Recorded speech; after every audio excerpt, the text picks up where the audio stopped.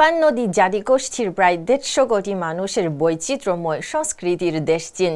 চীনা সভ্যতার যেমন আছে 5000 বছরের ঐতিহ্য, তেমনি আধুনিক জ্ঞান, বিজ্ঞান ও উদ্ভাবনেও সমান সচেষ্ট চীন।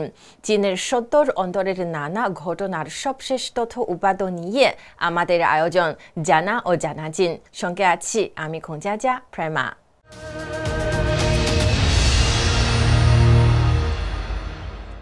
মানব মস্তিষ্কের জটিলতা উন্মোচনে বড় সাফল্যের ঘোষণা দিয়েছে চীন। ইঁদুর থেকে মানুষ পর্যন্ত নানা স্তরের প্রাণীতে এই গবেষণায় অংশ নেয় চাইনিজ একাডেমি অফ সায়েন্সের বিজ্ঞানীরা এবং বিশ্বের আরও 30টিরও বেশি গবেষণা প্রতিষ্ঠান। চীনের গবেষকরা বলছেন, এর মাধ্যমে শুধু মস্তিষ্কের গঠন নয়, রোগ নির্ণয়, চিকিৎসা এমনকি মস্তিষ্ক ভিত্তিক কৃত্রিম বুদ্ধিমত্তা তৈরির পথও সুগম হবে। বিস্তারিত ফয়সল আব্দুল্লাহর প্রতিবেদনে।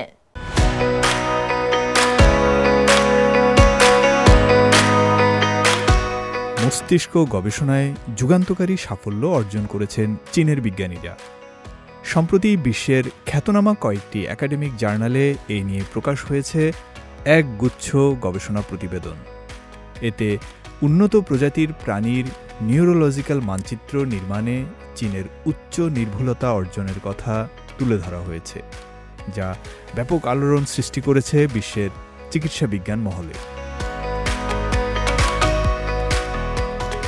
চায়না একাডেমি অব সায়েন্সেস বা CAS এর আওতাধীন centre for excellence in brain science and intelligence technology BGI research এবং সেই সঙ্গে ফ্রান্স, সুইডেন ও যুক্তরাজ্যের বিজ্ঞানীদের যৌথ প্রচেষ্টায় সম্পন্ন হয় এই গবেষণাগুলো। 30টিরও বেশি দেশি বিদেশি প্রতিষ্ঠান এবং 3 শতাধিক বিজ্ঞানী অংশগ্রহণ করেছেন চীনের নেতৃত্বে হওয়া এই সব গবেষণায়। প্রকাশিত 10টি গুরুত্বপূর্ণ গবেষণাপত্র স্থান পেয়েছে আন্তর্জাতিক খ্যাতিসম্পন্ন জার্নাল সেল ও নিউরনে। এসব গবেষণা মূলত সরীসৃপ, পাখি, স্তন্যপায়ী প্রাণী, প্রাইমেট এবং মানুষের মস্তিষ্কের উপর ভিত্তি করে করা হয়েছে। এসব প্রাণীর মস্তিষ্কের গাঠনিক তুলনা এবং বিভিন্ন সময়ে মস্তিষ্কে যেসব পরিবর্তন ঘটে সেসব বিশ্লেষণেও বৈপ্লবিক অগ্রগতি ঘটেছে বলে মনে করছেন চীনা গবেষকরা। মস্তিষ্ক মানবদেহের সবচেয়ে জটিল অঙ্গ। প্রায় 86 বিলিয়ন নিউরন এবং লক্ষ কোটি স্নায়বিক সংযোগে গঠিত হয় এটি। এর অভ্যন্তরীণ কার্যকারিতার অনেক কিছুই এখনও অজানা। তাই চীনের এই গবেষণার প্রতি আন্তর্জাতিক বৈজ্ঞানিক সম্প্রদায়ের রয়েছে দারুণ আগ্রহ। চীনের বিজ্ঞানীরা বলছেন, প্রকাশিত ওই গবেষণাগুচ্ছ মস্তিষ্কজনিত রোগের কারণ অনুসন্ধান এবং চিকিৎসা পদ্ধতি উদ্ভাবনের নতুন দিক খুলে দিয়েছে। চীনের মস্তিষ্ক গবেষণা পরিকল্পনা অন্যান্য দেশের, বিশেষ করে ইউরোপ ও যুক্তরাষ্ট্রের তুলনায় আরও বিস্তৃত ও সামগ্রিক। মৌলিক মস্তিষ্ক বিজ্ঞানের পাশাপাশি আমরা এর ব্যবহারিক প্রয়োগের ওপরও গভীর গুরুত্ব দিয়ে থাকি, যেমন মস্তিষ্ক ঘটিত রোগের কারণ নির্ণয় ও চিকিৎসা। আবার মস্তিষ্কের মতো কৃত্রিম বুদ্ধিমত্তার নতুন প্রজন্মের বিকাশ নিয়েও কাজ করছি, যার মধ্যে মস্তিষ্ক কম্পিউটার ইন্টারফেস বা BCI এর উন্নয়নও অন্তর্ভুক্ত। এ সমস্ত উদ্যোগকে একযোগে আমরা বলছি একটি দেহ দুটি ডানা। এখানে একটি দেহ মানে মৌলিক গবেষণা, আর দুটি ডানা হল মস্তিষ্ক ঘটিত রোগের চিকিৎসা ব্যবস্থা এবং মস্তিষ্কের অনুকরণে তৈরি কৃত্রিম বুদ্ধিমত্তা প্রযুক্তি।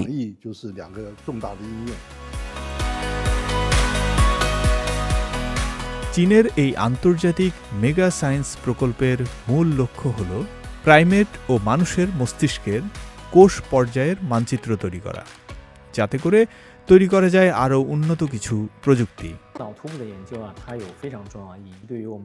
এই মানচিত্র মস্তিষ্কের কাজ বোঝা, রোগের কারণ জানা ও চিকিৎসা পদ্ধতি নির্ধারণে সাহায্য করবে। পাশাপাশি মানুষের মস্তিষ্ক কাঠামো অনুপ্রেরণায় ব্রেইন মডেল AI তৈরিতেও সম্ভাবনার দ্বার খুলে দেবে। 去启发类脑的这个智能。এই গবেষণার সাফল্যই বলে দিচ্ছে মস্তিষ্ক বিষয়ক মৌলিক জ্ঞান, চিকিৎসা ব্যবস্থা এবং ভবিষ্যতের কৃত্রিম বুদ্ধিমত্তা প্রযুক্তিতে কতটা দুর্দান্ত গতিতে এগিয়ে চলছে চীন। ফয়সাল আব্দুল্লাহ, সিএমজি বাংলা।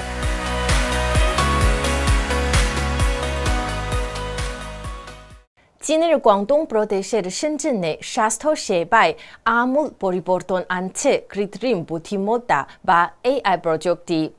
শহরের 400টিরও বেশি কমিউনিটি স্বাস্থ্যকেন্দ্রে চালু হয়েছে এআই চালিত চিকিৎসা যন্ত্রপাতি। প্রাথমিক রোগ নির্ণয় রোবট, স্মার্ট আকুপাঞ্চার ও ড্রোনের মাধ্যমে ওষুধ বিতরণ করতে দেখা যাচ্ছে এখানে। এতে চিকিৎসা যেমন দ্রুত হচ্ছে, তেমনি রোগীরাও পাচ্ছেন উন্মুক্ত অভিজ্ঞতা। চিকিৎসকদের উপর চাপ কমে যাওয়ায় তারা এখন একসঙ্গে একাধিক রোগীকে সেবা দিতে পারছেন। ফয়সাল আব্দুল্লাহর আরেকটি প্রতিবেদন।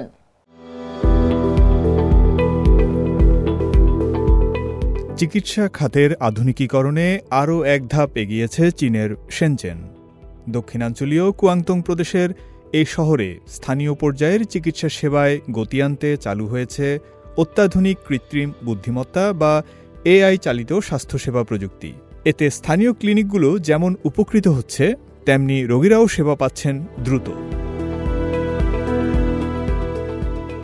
শহরের শতাধিক কমিউনিটি স্বাস্থ্যকেন্দ্রে এখন পর্যন্ত 450টিরও বেশি এআই চালিত চিকিৎসা যন্ত্র বসানো হয়েছে। বাওয়ান জেলার তোংথাং কমিউনিটি হেলথ সেন্টারে চালু হয়েছে এক বিশেষ এআই সহায়ক টিসিএম রোবট, যা রোগীকে প্রাথমিকভাবে দেখে রোগের সম্ভাব্যতা শনাক্ত করতে পারে। এতে চিকিৎসকরা দ্রুত রোগীর অবস্থা বুঝে ব্যবস্থা নিতে পারছেন। এই চিকিৎসা সেবা আমাদের পাড়া মহল্লায় এসে যাওয়ায় আমরা অনেক সুবিধা পাচ্ছি।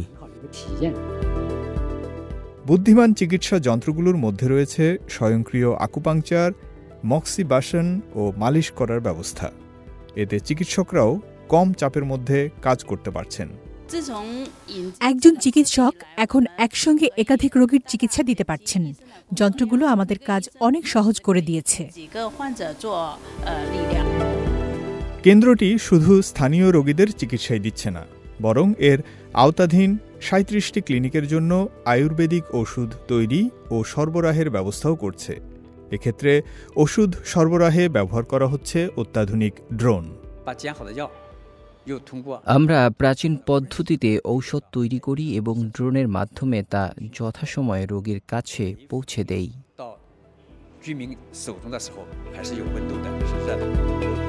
শেনচেন পৌর স্বাস্থ্য কমিশনের উপপরিচালক জানালেন, শহরের 400টিরও বেশি কমিউনিটি হেলথ সেন্টারে এখন এআই সহায়ক ডায়াগনস্টিক যন্ত্র আছে। এতে সাধারণ মানুষ নিজের পাড়ায় বসেই উন্নত স্বাস্থ্যসেবা পাচ্ছেন। চীনে এখন বয়স্ক জনসংখ্যা, দীর্ঘস্থায়ী রোগের প্রাদুর্ভাব এবং চিকিৎসা ব্যবস্থার বৈষম্যের মতো চ্যালেঞ্জ মোকাবিলায় নতুন সমাধান খোঁজা হচ্ছে। সেই লক্ষ্যে দেশজুড়ে আরও বেশি হাসপাতাল এখন এআই প্রযুক্তিকে অন্তর্ভুক্ত করছে, যার সুফল পাচ্ছেন রোগী ও চিকিৎসকরা। ফয়সাল আব্দুল্লাহ, সিএমজি বাংলা।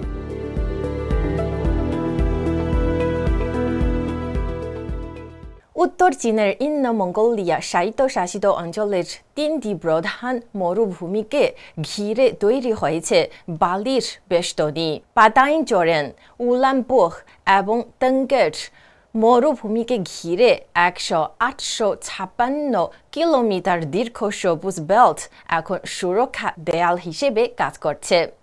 খড় দিয়ে তৈরি চেকবোর্ডের মতো দেখতে বেষ্টনীগুলো নিয়ন্ত্রণে এনেছে মরুর বেড়ে চলা।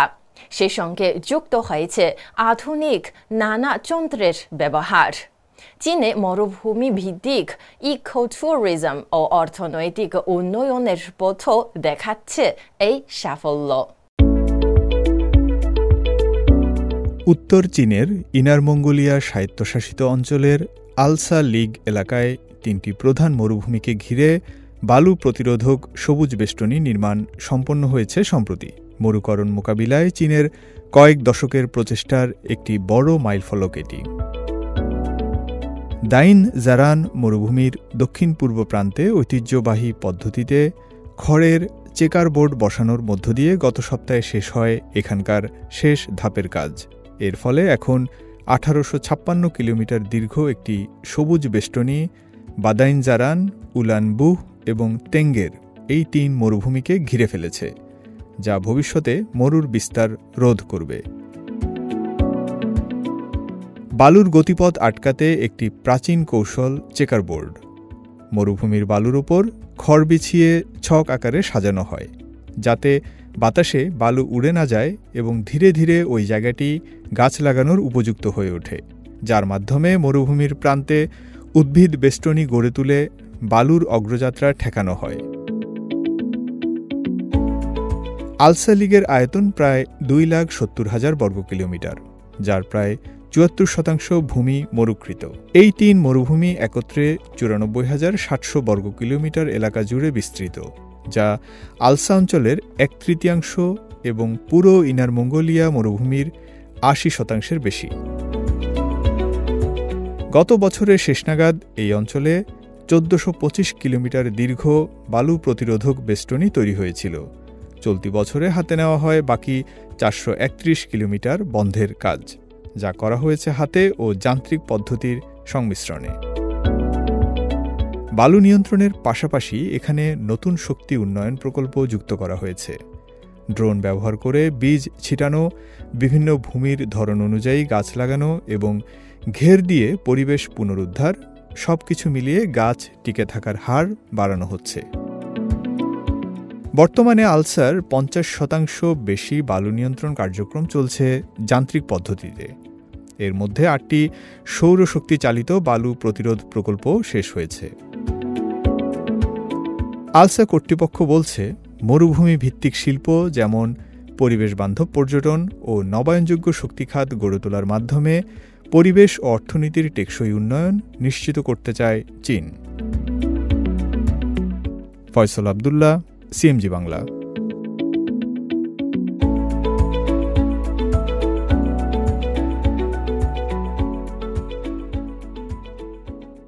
আরও খবর নিয়ে ফিরছি একটা ছোট্ট বিরতির পর।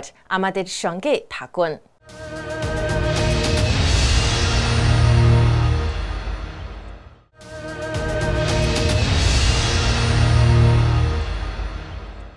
দর্শক, বিরতির পর আবারও স্বাগত জানা ও জানা চীনে। দুধের ব্যবসা দিয়ে শূন্য থেকে শীর্ষে উঠে এসেছেন চীনের লং ইউবিন। এক সময় ঋণে জর্জরিত লং 2001 সালে মাত্র 100 কর্মী নিয়ে হেলংজিয়াং প্রদেশের চিচিহারে শুরু করেন ফেইহে মিল্ক কোম্পানি। বিদেশি ব্র্যান্ডের তাপদের মধ্যেও হার মানেননি তিনি। কঠোর মান নিয়ন্ত্রণ, গবেষণায় বিনিয়োগ ও সরকারের সহায়তায় ঘুরে দাঁড়ায় তার প্রতিষ্ঠান। এখন চীনের 68% ইনফ্যান্ট ফর্মুলার বাজার দেশীয় ব্র্যান্ডের দখলে, যার নেতৃত্বে আছে ফেইহে। লং বলছেন, প্রযুক্তি আর তরুণদের মেধায় চীনের বাজারকে দিচ্ছে নতুন সম্ভাবনা। বিস্তারিত প্রতিবেদনে।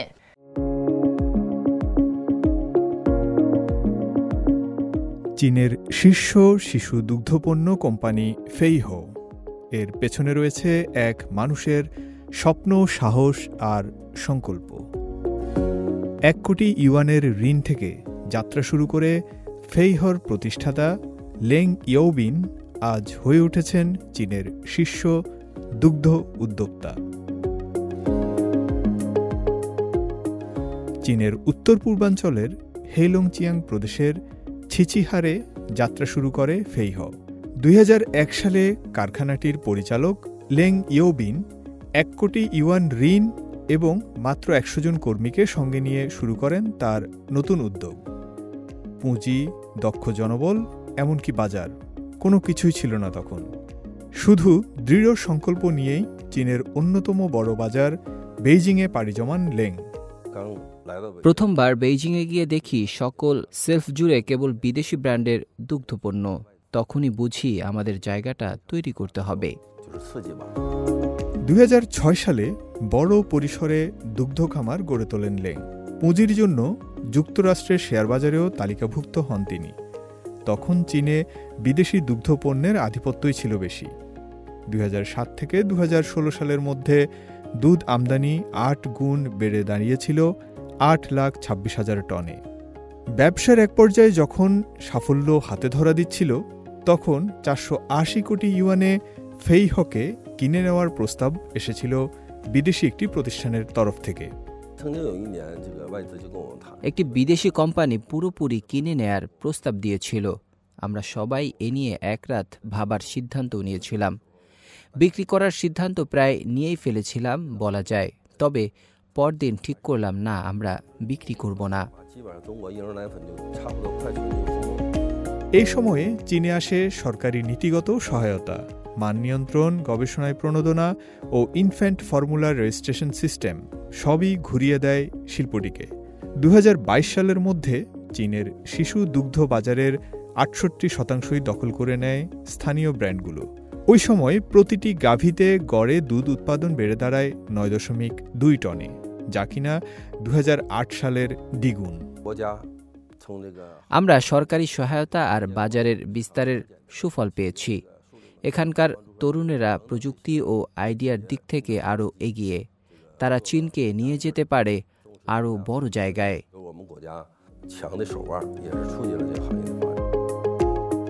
লেং ইয়োবিনের এই অগ্রযাত্রা দেখিয়ে দেয়, সাহস সংকল্পের পাশাপাশি সরকারি নীতিগত সহায়তা থাকলে ঋণী থেকে নেতৃত্বে পৌঁছানো অসম্ভব কিছু নয়। ফয়সাল আব্দুল্লাহ, সিএমজি বাংলা। পাহাড়ি পথে যখন পৌঁছায় প্রযুক্তি, তখন বদলে যায় জীবন। চীনের হেনান প্রদেশের একটি দুর্গম অঞ্চলে ড্রোনের মাধ্যমে পৌঁছে দেওয়া হচ্ছে নানা ধরনের পার্সেল। দূর দূরান্তের গ্রামের মানুষের দৌড় গড়ায় মাত্র কয়েক মিনিটে পৌঁছে যাচ্ছে চিঠি ও প্যাকেজ। কিভাবে কাজ করছে এই আধুনিক সেবা, দেখুন আফরিন মিমের প্রতিবেদনে।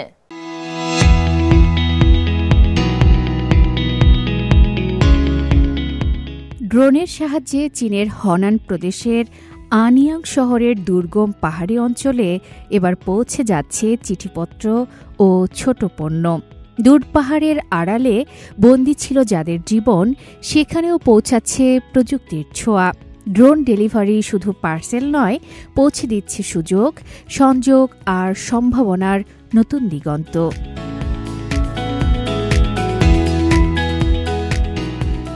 শিব ইয়ান শহরের পোস্ট অফিসের ছাদে বসানো হয়েছে ড্রোন পোর্ট। এখান থেকেই প্রতিদিন 1-2 বার ড্রোন পাঠানো হচ্ছে 11টি রুটে। ড্রোনগুলো থাই হাং পর্বতমালার দুর্গম উঁচুতে থাকা গ্রামগুলোতে পৌঁছে দিচ্ছে ডাক ও পণ্য সামগ্রী, যেখানে একসময় যাতায়াতই ছিল বড় চ্যালেঞ্জ।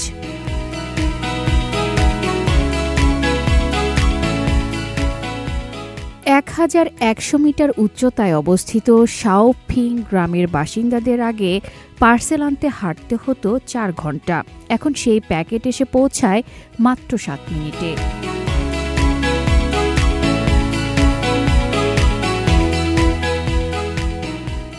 এই ড্রোনের মাধ্যমে ছোট প্যাকেজ পাঠাতে খরচ হয় মাত্র 8 ইউয়ান, আর অতিরিক্ত কেজি প্রতি লাগে মাত্র 4 ইউয়ান।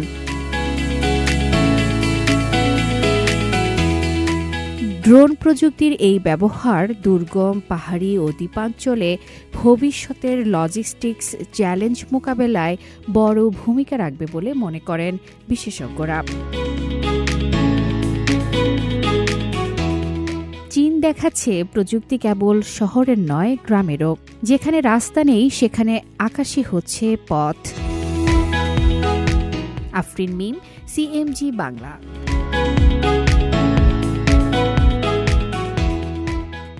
দর্শক, এই ছিল আমাদের এইবারের আয়োজনে। টেলিভিশনের পাশাপাশি সামাজিক যোগাযোগ মাধ্যমে অনুষ্ঠানটি দেখতে ভিজিট করুন facebook.com/cmg বাংলা এবং ইউটিউব চ্যানেল সিএমজি বাংলায়। আগামী পর্বে আবারও দেখা হবে।